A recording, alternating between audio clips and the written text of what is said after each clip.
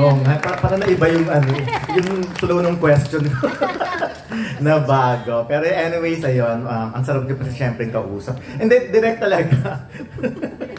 Actually, to be honest, yung question na yun for direct. Ako ba yun? Ano yun? Pero dahil nasagot na ni Miss Connie, iba na lang yung tatanungin ko. Tanungin ko na lang daw to kung sino ba ang mas magaling kay Kate at kay Kylene.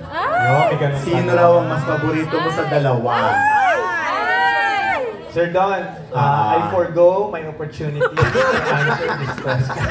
Then, joke lang po. And then, sure magkaiba sila ng strength when it comes to acting. Yeah, di ba?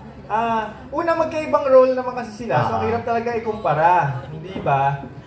But si Kylene and I have worked longer before, kasi nung pumasok sa GMA for Kambal Karibal, kami talaga yung magkasama. So, nasubaybayan ko na yon, yung Kylene na yon. So, nung sinabi sa akin na siya yung makakasama ko dito, it's more of an excitement kasi gusto ko makita how she's matured as an actress. Because I've known her as a teenager. Paano Kay? Yung Kambal Karibal, ganyan, pa-sweet. 15, di ba? Siyempre, pag ang artista, nakaka-experience ng buhay, di ba? Nasasaktan, sumasaya. Nag-iiba rin yung atake nung acting nun. So ngayon ba, dahil tapos na siyang masaktan, di ba? So masaya siya, nagbago ba? Mahusay pa rin si Kylene. At sa tingin ko ay mas humusay siya ngayon. What I really love about Kylene is the way she injects the little nuances, yung details talaga. Because as a director, I really love the details. Yung konting irap ng mata, konting pitik ng kamay, yung change in demeanor, yung body posture. Malaking bagay sa akin, yung gustong-gusto ko yun. So, I really like working with Kylene. It's very comfortable working with her again. Si Kate naman, kontrabida ko siya una nakakatrabaho. Puro pala kay kontrabida, una ko nakatrabaho. Sa Waray naman, no? Si Barbie naman ang binuboljak niya doon. So, nung pero very short lang yun, Sir Don. Maiksing panahon lang kasi tinamaan kami ng COVID noon eh. Yun yung time na habang nasa Green Hills kami, may sinusundo yung ambulansya na patient 001 yata yun sa Green Hills. Anyway, nung naka-work ko ulit si Kate, to me, Kate is a mystery in the beginning. No, it took some time for me to really get to know her. Pero once I got that chance, kasi ang haba na po namin magkasama, isang taon na kami magkakasama. So maraming pagkakataon na magkausap kaming dalawa lang, nakapag-open din kami sa isa't isa. I come to be very fond of her. Mas nakaka-connect na ako sa kanya as an actress, and I see her. And that's why it was easier from that point forward na mag-collaborate with her. And I should say na napakahusay ni Kate in the sense na mabait siya, tapos biglang may switch, maldita na siya. So, ibang skill din yun. Hindi ko alam kung sino ang tunay na Kate doon. So, yung husay, magkaiba siya eh. I think that hindi mo talaga makukumpara ang mga artista kung sino ang mas magaling because they are... Kaya nga sila magkasama eh, kasi magkaiba yung husay nila. Yes, kaya nag-work. Pero tapos na ba kayong mag-taping? Last 2 taping days. Talaga? Yes, last 2 na. So nakita mo yung difference nung Kylene and Kate ngayon na parang pareha silang masaya. Yes. At kasi nga, alam natin pareha silang in love, di ba? Na-feel mo ba yun sa set, direct? At may pasok lang. Kasi si Kylene, wala siyang dapat i-explain eh. Alam niyo po sa set namin, pag pumapasok lahat ng tao doon, it's as if it's a new world for us. Parang lahat ng baggage of the outside world is in the outside world. So we are our own family in this set. So parating masaya. Okay.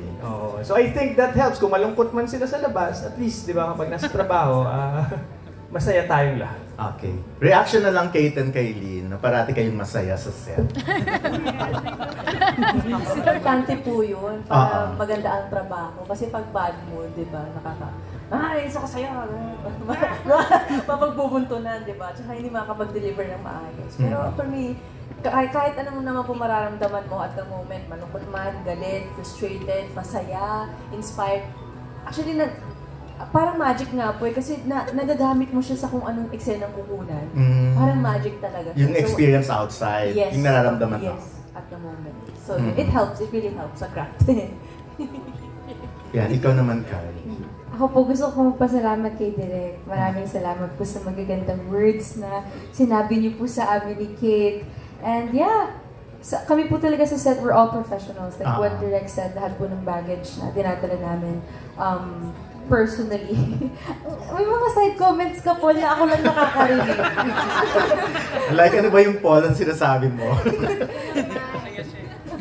Masaya naman talaga si Kaylin, syempre. So iba po talaga yun pag nasa set na. Dapat focus na po sa karakter, sa proyekto na ginagawa. Ayan, last na lang, bakit ba parehas kayong masaya? So I'm okay. Napansin ni Paul, oh. Paul? Joke lang. Opo. Apa? Dahil in love si... Oh yes, of course. Opo, yan ang sagot. Wow! Yes! Ayan. Anak ko, dumulubog sa upuan si Kylie.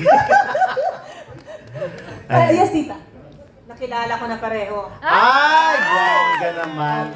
Boto po ba kayo, Miss Connie, sa kay Fumiya at kay Cody? Ay, ano ba? Andali lang. Nakilala mo na, di ba, Miss Connie? Ano pong masasabi mo?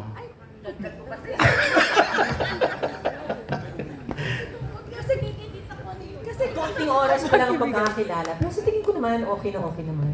Ay! Sino po? Oo, di ba? Yung sa dalawa po. Oo. Hindi ko pa kasi sila talaga nakakausap dahil nang matagal. Kasi tinatawag na ako sa kabilang set. Sabi sa akin ni Miss Nieva, pumunta ka na ngayon doon sa simbahan, kailangan ka na doon. You have 45 minutes. Okay? Yes, boss. May dapat ba kayo ipaliwanag sa sinabi ni Miss Connie? Wala naman po. Ayan, thank you, Beth. Kung kayo, hindi ka sumagot bakit ka laging masaya? Ayan, si Then, Miss... sasabihin ko, kung masaya sila, di okay lang, di ba? Of course. Basta sabi ko, mag-ingat lang sila. Pahalagahan nila ang sarili nila. Tama. Yan lang ang masasabi. Ayun. Thank you, tita. O ba, tita? Noted po. Ayun, Kaylin. Reaction. Reaction mo kay Miss Connie. Siyempre, naghihintay ng reaction dun. Yung message niya sa'yo, na pahalagahan mo. Oo naman po. Alam naman po ni Tita Connie at marami naman po kaming mga usapan ni Tita Connie sa kanyang dressing room. Pinupuntahan ko po talaga si Tita Connie kasi iba talaga yung wisdom po ni Tita Connie, ibang klase.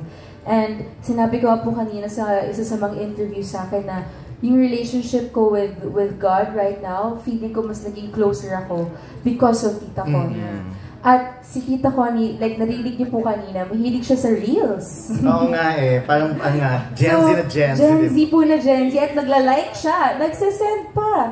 So, pag nagsisend po si Tita Connie sa amin, lahat ng mga videos or verses, hindi po ba pare-pareho? Okay po. So, pagdating po sa akin, very timely, every single time po na nagsisend si Tita Connie, halimbawa po, I'm feeling something.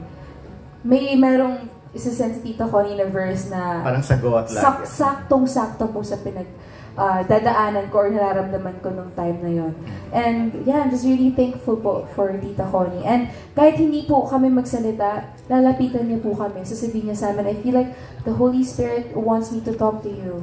And totoo naman po talaga, nahihiya lang po ako mag-open up sa inyo, Tita Connie. Parang yun po. So, ganun na po yung relationship namin off-cam. So, thank you po. Thank you for always looking out for us, for guiding us, for your wisdom, for sharing your wisdom. You are very generous, Tita Connie.